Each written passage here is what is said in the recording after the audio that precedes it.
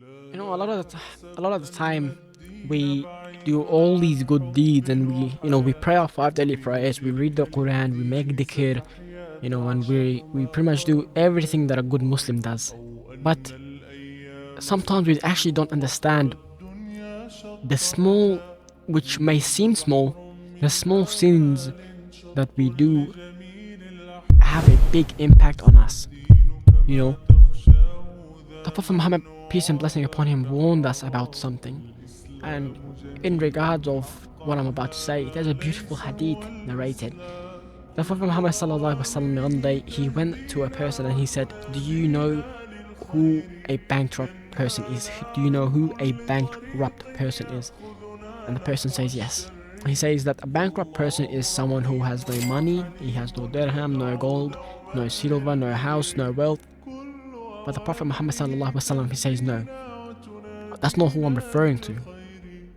The Prophet Muhammad said a bankrupt person is the one who is comes on the day of judgment in front of Allah, and he has all these good deeds and all these good deeds. He prayed all his prayers and he did so much and so forth.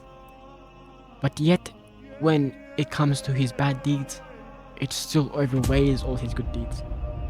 But how is that possible, brothers and sisters? When you backbite someone or you gossip about someone, or you spread a false information about someone, whatever it may have been, when you have involved the right of another person, that is very, very dangerous territory. you know because whatever sins you do between you and Allah will be forgiven and can be forgiven if you seek the refuge of Allah and if you seek the mercy of Allah. But when you involve the feelings and the life of another human being, then that is very, very dangerous. you know because the Prophet Muhammad, peace and blessing upon us, warned us about backbiting and gossiping about people. And this is one of the worst sins that Muslims can do, and that is backbiting and gossiping about people. So we need to, inshallah, keep our mouth speaking of the good, keep our mouth speaking of dhikr, and inshallah, in the remembrance of Allah. And may Allah subhanahu wa ta'ala forgive us for our sins.